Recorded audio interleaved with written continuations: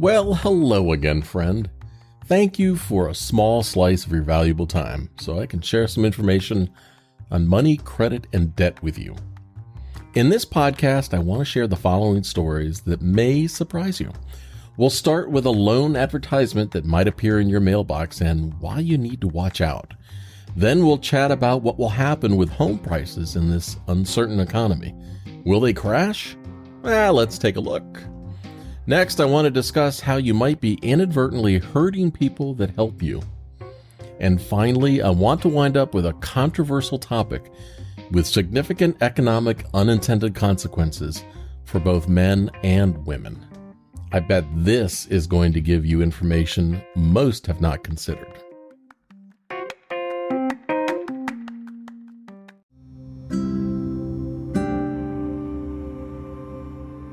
Watch your mailbox for an offer to give you money, but keep your eyes wide open. There's a big catch. Matt is a great guy and a good friend. He sent me a scanned image of a recently received advertisement that landed in his mailbox. The message in the envelope seems almost too good to ignore, but after a few minutes of reading the offer, Matt got pretty pissed off. You'll understand why very soon. The advertisement says the company offering the deal with a catch is named Point. However, according to the Better Business Bureau, the company's full name at the return address on the envelope is Point Digital Finance. If you get one of these letters in your mailbox, there's something I want you to look for very closely before you get excited and think you've won the lottery. Matt's advertising letter says he can use the money Point wants to give him however he wants. That sounds too good to be true. There must be more to this offer, and you bet there is. The mailer also says while a credit score may be considered, you can qualify with a credit score above 500, and they don't look at income. It sounds like you just have to fog a mirror by breathing on it, and that's another red flag for me. The offer says fees for this offer are between $950 to $1,350. with a processing fee of 3 to 5% of the money they give you. If you've been paying attention, I bet you're wondering what the catch is. Well, it's a doozy if you pay attention to the fine print.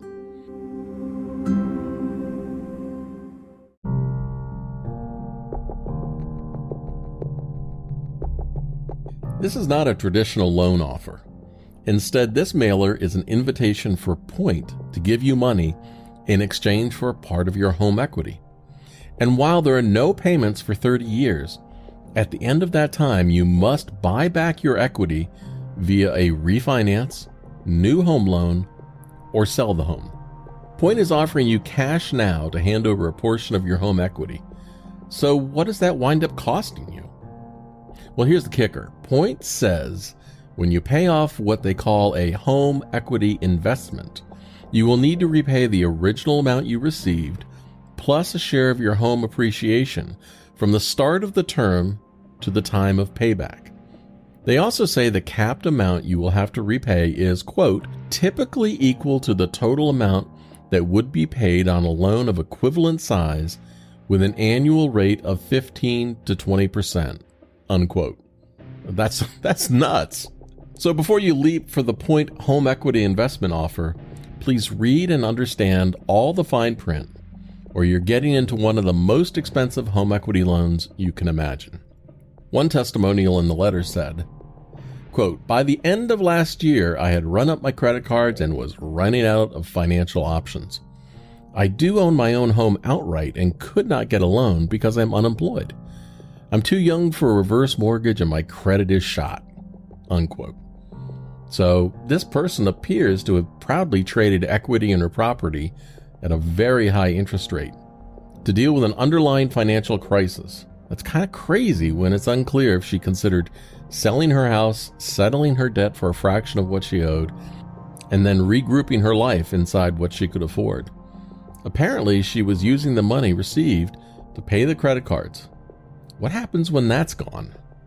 Or what happens when unexpected home repairs or maintenance are required? Nothing good, I assure you. Matt, thanks for sending this mailer to me. I really appreciate it. So keep your eyes open like my friend Matt did. If you get similar crazy stuff in your mailbox, drop by my site getoutofdebt.org and look for my I Buy Junk Mail in the menu at the top of the site. Let's see if we can top this nutty offer.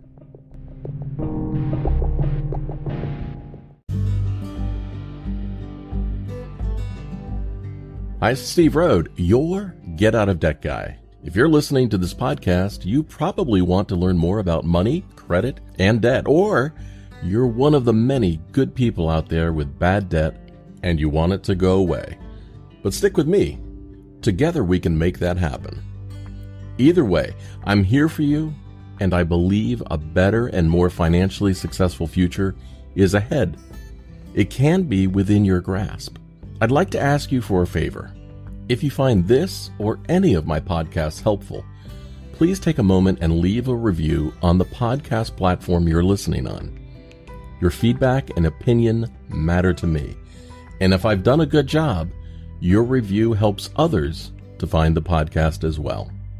And while you're there leaving your review, don't forget to subscribe to the show so that you can be notified when the next episode comes out. Last piece of housekeeping. If you have a question or comment you'd like to hear on an upcoming podcast, you can leave me a voice message at getoutofdebt.org/message. Or leave me a question for me to answer on my website by going to getoutofdebt.org/question. Thank you so much for being a great listener, and I'm sending you a giant virtual hug in return. And now, on with the podcast.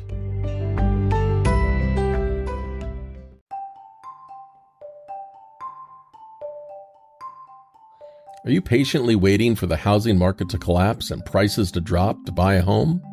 While the economy is adjusting its financial wedgie and trying to find some comfort level, some people think housing prices will collapse again. What do you think? The 2007 housing collapse drove the prices of homes down in many parts of the country. The underlying cause was the deluge of subprime and risky loans that all crashed simultaneously. In 2007, about 36% of the nasty and putrid home loans were adjustable rate mortgages. Those loans were just trash, as almost anyone could get a loan with little regard to being able to afford it. Yeah, I should know. At the time, I had a mortgage loan broker tell me to fill out an application, but leave all the spots blank. He'd fill those in. He said he'd fill in the correct numbers to get the loan approved, and the actual numbers just didn't really matter since nobody looked at them anyway. He was right. I didn't fall for that loan, but many did. So I bet you wonder what will happen this time as the economy stutters. Well, keep listening and I'll share some surprising insights.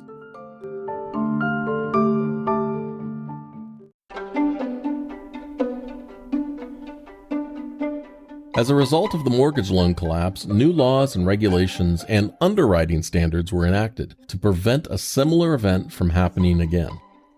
Today, only about 8% of mortgages are adjustable rate loans, and even new loans will hold the same initial interest rate for the first 7 years.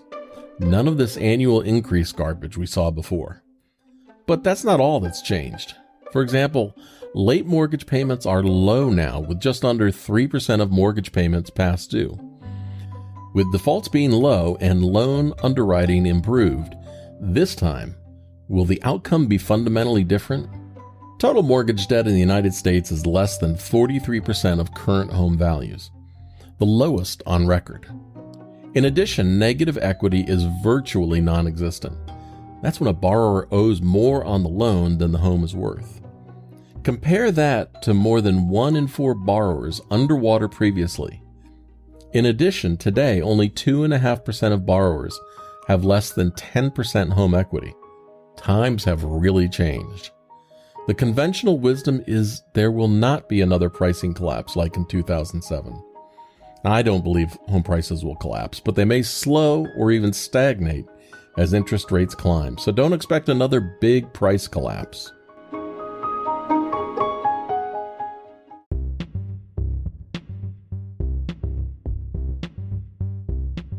Are you willing to hurt these people that help you with a smile? Inflation sucks. Nobody likes paying more for things like food or gas. Although, a couple of years ago, I bought an electric car. I have to admit a bit of glee driving by gas stations and only having a monthly car charging bill of $15. That's a selfish celebration. But that's not the real issue I wanted to talk about. What was it again? Oh, yeah, inflation sucks. And as a result, you're more likely to hurt people who help you. What? Because of inflation, nearly every spending category is climbing towards a 40-year high water mark. That is putting the pinch on more people, families, and pockets. As a result, discretionary spending is being reduced for all of us. As the amount of money you have is compressed, and the increase in cost is rolling towards the front of your thoughts, I bet what I'm about to share is something you have not consciously considered.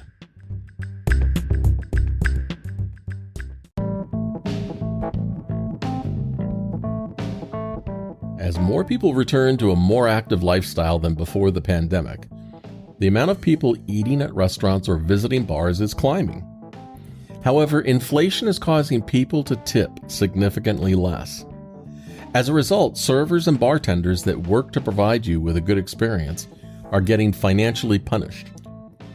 One server said the reduction in tips was causing a real impact. He said, "I'm really pinching my pockets and I'm going, crap. I haven't paid my water bill in 2 months." Another server said she'd been getting stiffed more frequently than ever in the past 7 years while she worked at the diner. She said if they tip, it's often less than 10%. Even food delivery drivers are saying they only get tips 57% of the time now, down 6% since 2019. It's something to think about. Should we eat out less and tip more, or eat out more and tip less? What do you think?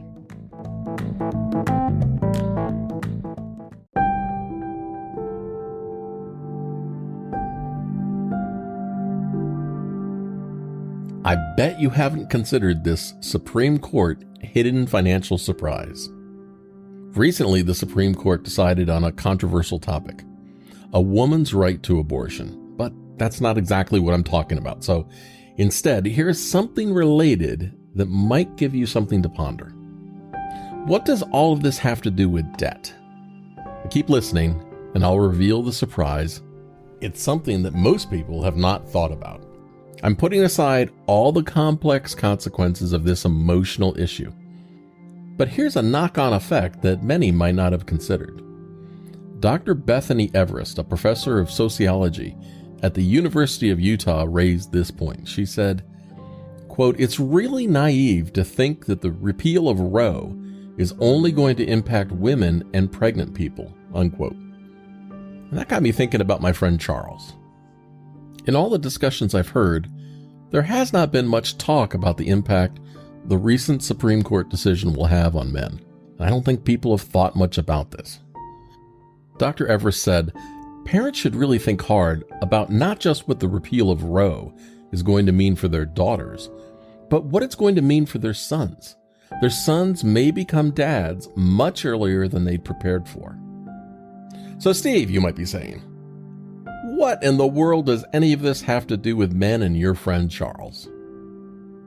Studies show us when it comes to young men, those involved in situations that result in abortions are more likely to pursue college and earn more. For example, young men engaged in pregnancy and those with partners that had an abortion were nearly 4 times more likely to graduate from college than those whose partners gave birth. That might be the result of research and studies, but even that is not a critical issue. It's not what I wanted to share with you.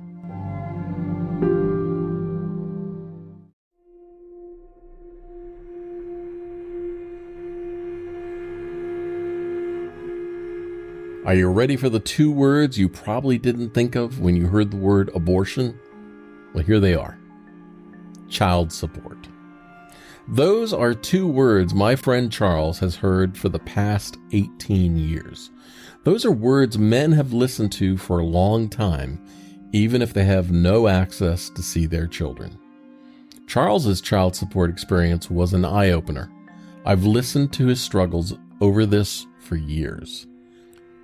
There were times when he would be called into court for a child support review, and if his income had increased, he'd be ordered to pay retroactive child support on his increased pay, back to the time of his last review. Charles said, quote, "Those retroactive increases were the beginning of my hell," unquote. Sometimes those increases were due over multiple past years. The financial impact of child support can dramatically alter the lives of men. Don't get me wrong, I'm not arguing men should not pay support for a child they helped create. I think they should. Consider your young son in love in high school. He makes a wrong hormonal decision one night. The condom breaks, and his girlfriend accidentally becomes pregnant. How will your son meet his legal requirements to provide child support for nearly the next 2 decades and move forward to pursue his educational goals? The obligation for a male to pay child support is not linked to his income alone. For example, suppose the court believes your son is unemployed or underemployed. In that case, it has the authority to base his support obligations on what he should be earning rather than his actual income. In some states, you as his parent can be forced to pay the child support for your minor son when he can't. And suppose the baby's born with health issues. In that case, your son can also be responsible for more financial support to pay for medical care. Again, I'm not making an argument for or against abortion or trying to be casual about someone obtaining an abortion. I'm just presenting information to help educate regarding the financial consequences of changing the way things were. The financial impact of child support for more men will leave them less able to make ends meet and face jail time. Yeah, you heard me right. Jail. There were times my friend Charles would be served court papers to appear over child support after the mother had requested an increase. That was incredibly embarrassing for my friend because he was an officer at the county jail and saw all of this unfold daily at work. Charles said during his time at the jail, he had many inmates locked up for being unwilling or unable to pay child support. He described the system by saying deadbeat dads either pay or stay in jail. Besides state laws regarding the non-payment of child support, there are also consequential federal laws for deadbeat dads.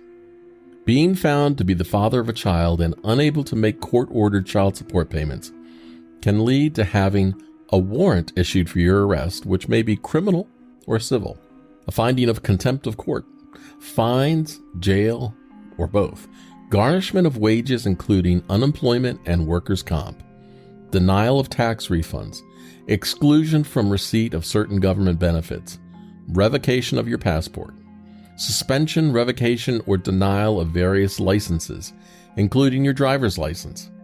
You can lose your occupational and professional licenses as well. You might have a lien placed on a property to cover child support payments, and military members can even be dismissed from the service. All of this makes me wonder what the financial fallout of the Supreme Court decision will be once more men face criminal charges and even jail over child support issues. But my experience with men who owe child support is they have few good choices when it comes to finances and debt when child support is owed. The punishments for not making court-ordered child support payments are so severe that payments to creditors must be abandoned. So for people that believe they have a moral obligation to repay creditors no matter what, how about when income must be directed to child support instead? Well, we'll just have to watch and see what happens with child support debt. Once more men start winding up and going to jail or losing their licenses, will laws change? I don't know. What do you think?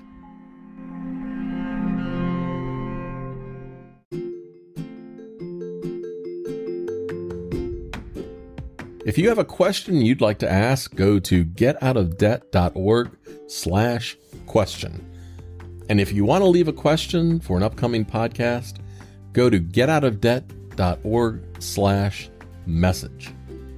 Until next time, this is Steve Rode, your Get Out of Debt guy from getoutofdebt.org. Don't forget, please practice safe debt.